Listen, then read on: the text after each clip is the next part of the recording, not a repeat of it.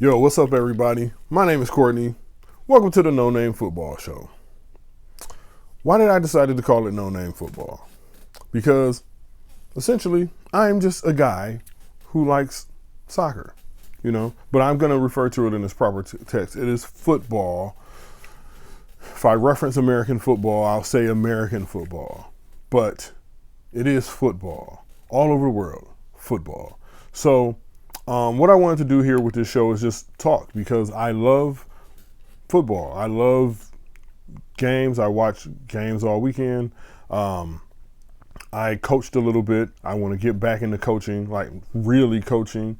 But I am just a guy who got to football late in life and loves it so much that I've just thrown all other sports away. I don't even care about basketball anymore. Really don't care about baseball, American football, don't really care about, but I love world football. It is the most beautiful game in the world. The most beautifulest game in the world. Shout out to Keith Murray. But I wanted to tell a little bit of my story and my background with this first video and talk about why Harry Kane should have been PFA Player of the Year. And it's ludicrous that he's not. Here we go. All right, so first, my love affair with soccer actually started going to a Detroit Tigers baseball game. Me and two of my homies was just down at a game, and we were at Green Dot. Well, we were waiting for the game to start. We were at this restaurant called Green Dot Stables down in the city of Detroit. Shout out to Green Dot Stables. And so we were just waiting for the game to start. We were like, oh, let's get something to eat. So I noticed that fans were coming in wearing I guess they were soccer jerseys. I didn't realize they were soccer jerseys at the time, but they were soccer jerseys, Team USA gear, all types of things, and flags just draped around them and stuff. I'm like, what is going on? Well, it was the 2014 World Cup, and I knew the World Cup was going on because I pay attention to sports and, ESPN and stuff, but I didn't really realize that the 2014 World Cup was that big a deal here because us Americans typically don't like our soccer. Like our football. It's typically a suburban, rich sport. So down in the city of Detroit, why would I think that anybody cared about soccer? But as people more and more started filing in, I started paying attention, and then, the game came on, and it was the Tim Howard game. The game against, no, I'm sorry, because I believe that was against Belgium. I think it was the game before Belgium, and because I actually saw the Tim Howard game at home. But it was the game before the U.S. played Belgium. I think they played Ghana before that. But I just got swept up in it. Like, man, this is incredible. All the energy that was buzzing, everything. I was like, man, this is great. How do I get more of this? So I kind of watched the rest of the World Cup, and then I went on a search to find, hey, man, what team should I follow? Because I'm going to watch England because everybody talks about the Premier League and really pay attention to anything else. So it's like, what team to follow? So then I started doing all this research, and for some reason, Arsenal just kept coming up. So I started watching Arsenal games, just paying attention to Arsenal. So I was a fan through the Wenger out and all that. And then I'm like, man, I don't necessarily like Arsenal. They're cool and all. Their history's cool. They have some really cool players. I read a story on Black Arrow FC that's pretty much said black people like Arsenal because Arsenal made soccer cool to black people. So I was like, oh, I can dig that. But I'm like, man, who are these guys that are also playing London? They wear white, and navy blue is my favorite color. And I like their logo. I love the Spurs club crest. So I really started, following Spurs. And really got into following Spurs. And I discovered that being a Spurs fan is like being a Detroit Lions fan. Don't win anything, always promise, but always fall short. So I am a Detroit Lions fan, by the way, reluctantly. I told myself years ago that I would never watch the Lions again, but I just can't help myself. I pay attention to them. I'm from the city, you know, and I just like the Lions. Sorry to admit that out loud. Not necessarily sorry, but I have to admit that out loud. I just like the Lions. Through the good, through the bad, I just like the Detroit Lions. And that's kind of what being a Spurs fan is like. Got arguably the best player in the Premier League, Harry Kane. Harry Kane won the Golden Boot, which for you who don't know, that's the top scorer in the league. Harry Kane also had the most assists in the entire league this year. Harry Kane did not win Player of the Year. Unfathomably. Ruben Diaz from Manchester City, who I also like. I like Manchester City. But Ruben Diaz won the PFA Player of the Year, and I just don't understand how. I can get it. I really do get it. But Harry Kane on a team that finished, what did Spurs finish? 9th? Still led, and a team that set up very defensively. I mean, they were coached by Jose Mourinho for most of the year. And he still managed 27 goals and 12 assists. And still somehow did not win Player of the Year. Despite being England captain and all that, I think Harry Kane, and it's not just because he's a talisman from the team I support, I think Harry Kane should have won PFA Player of the Year. Don't pay attention to these jerseys up here. I got the Schalke one because it looked fresh, and Weston McKennie played for Schalke. And this is just a Puma jersey that I just picked up at the Puma outlet store because I thought it looked nice. I will probably be wearing a kit of some sort in all of these videos. This one, the homies down in Atlanta for the Culture, a great football podcast. So shout out to those guys. I buy merch from them a couple times, and they made a really good Detroit City FC shirt that I bought. That's my local club. It is a tier, I guess NISA would be tier 3 here in the United States. So yeah, I support Detroit City FC. So yeah, Harry Kane should have won PFA Player of the Year. End of discussion. So I'm gonna also get into so let's go here. Let's pivot to, I don't know why I like Spurs. I guess because when I first started watching Spurs, Dele Alli was, young, and, they were just this attacking team with Heung-min Son Heung-min, he's Korean, on the left, Dele Alli making runs into the box, Harry Kane up top, Musa Sissoko dribbling past people, not dribbling past people, but dribbling with the ball. Watching Musa Sissoko on a run with the ball at his feet is just kind of one of those things. It's like a freight train. He's a big guy. But yeah, I just like Spurs, and I like Pochettino, the former Spurs manager who's now at PSG. But I don't have a reason other than the fact that I like the colors, and something about the club just drew me to them. So, but that's not to say that I don't like other clubs, because being an American, I think we have the unique perspective of not just being diehard fans of our hometown teams. Like, we can be diehard fans of our hometown teams and still like other teams. College football, for instance. Up until this week, I was a diehard Michigan fan. Michigan football, Michigan basketball, all that. But I liked watching other teams. There were some teams that I hated, like Notre Dame, Ohio State, Michigan State. Get them up out of here. Even though I know Ohio State has dominated Michigan in football for years, let's be honest, the past 2 decades, get them up out of here. But I can still watch other teams and like. Same thing with being a Pistons fan. Now, I've been criticized being a Pistons fan by my friends who are Lions fans.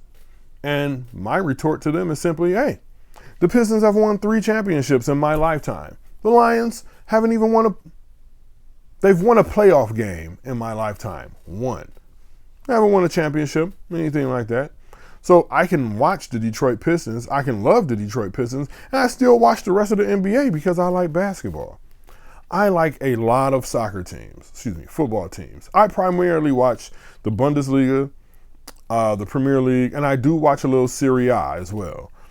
Bundesliga games are exciting, or are more exciting than Premier League games to me, just because there are some Saturdays you just don't want to watch Burnley play Sheffield United. I'm sorry. But in the Bundesliga, which is the German league, you'll find, regardless of who's playing who, the games are pretty much going to be fun. Every single game. There aren't really any 1-0, grinded out games that are just long balls into the box, back and forth.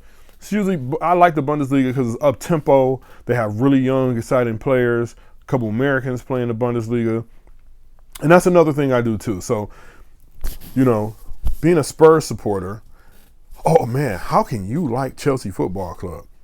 One reason, Christian Pulisic plays for Chelsea. It's the reason why I like watching Chelsea. And the fact that Chelsea plays a lot of young guys and are fun. I like Manchester City. And most City fans, especially if you're new City fans, are considered bandwagon. And because it's like, oh, City got all this money and they can buy all these players. And so they're winning. Now you like them, you're just jumping on the bandwagon.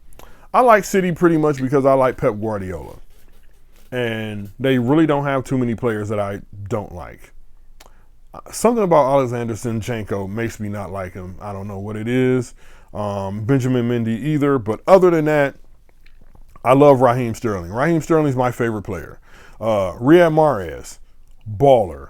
Phil Foden, probably outside of Pulisic and Raheem Sterling, probably my favorite player to watch. I love Phil Foden. Watching Phil Foden ball out this year was incredible. And that's the only reason why I'm really not the only reason, but I'm going to watch England in the Euros this year just to see what happens. Now, they're probably not going to win the Euros.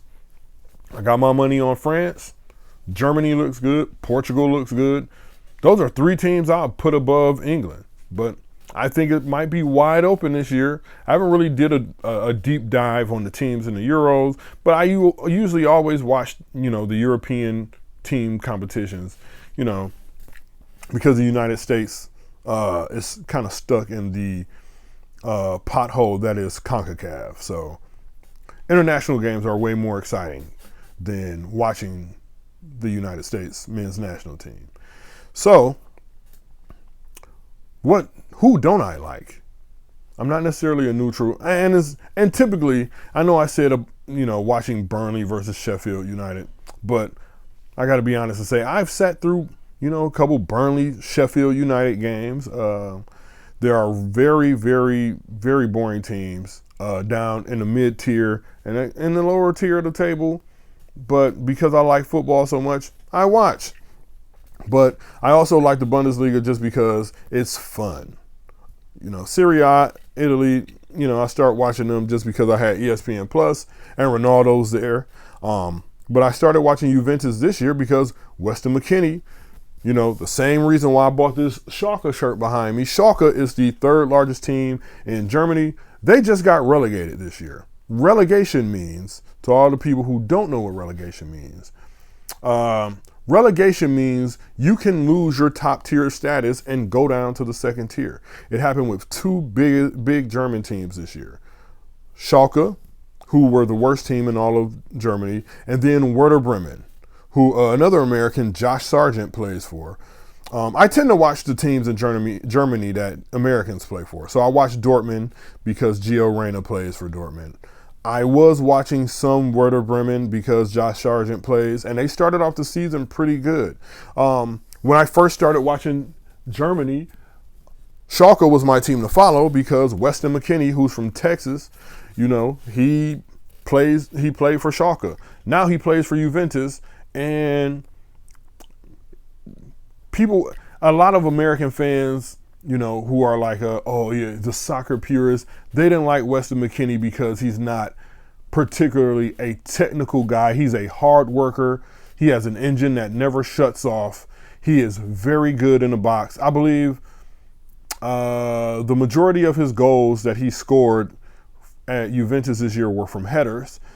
And he just works hard. And he also has a little bit of that American brashness that, you know, a lot of the old school fans like, you know, that he knows he's good and he backs it up, but he also plays hard. He's probably, you know, one of the hardest working players on a pitch at any given time. So, in the soccer field, it's called the pitch, just to let you know.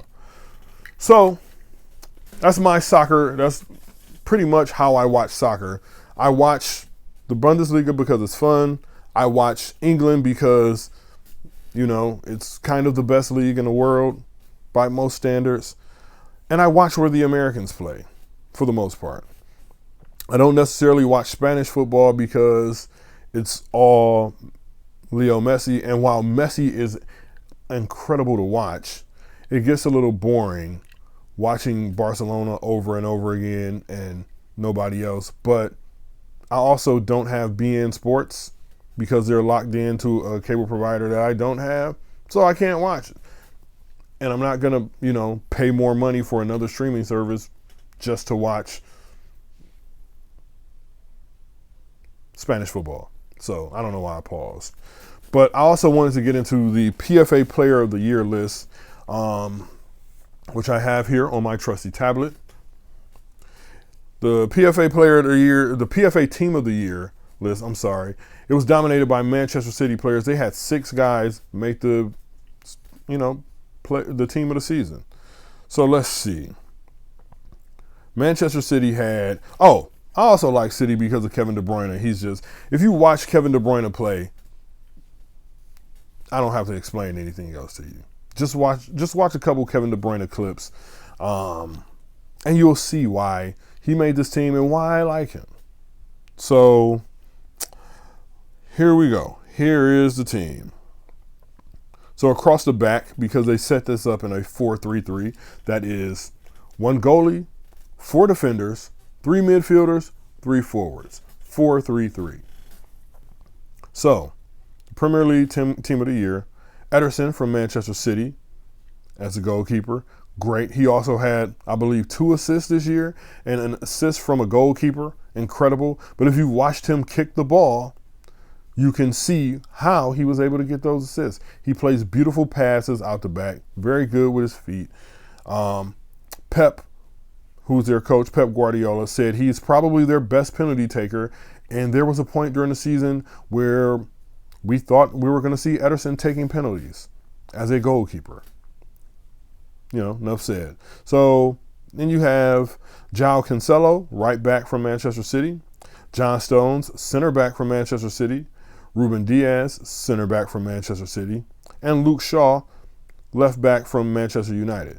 Now, Ruben Diaz did win Player of the Year because last year, City's defense was a big problem. This year, Ruben Diaz was added. They had the best defense in all of the Premier League. So then in the midfield, you have Ilkay Gundogan from Manchester City, Kevin De Bruyne from Manchester City, and Bruno Fernandes, the penalty merchant from Manchester United. Across the front, Mo Salah on the right, Son Heung-min on the left, and Harry Kane in the center.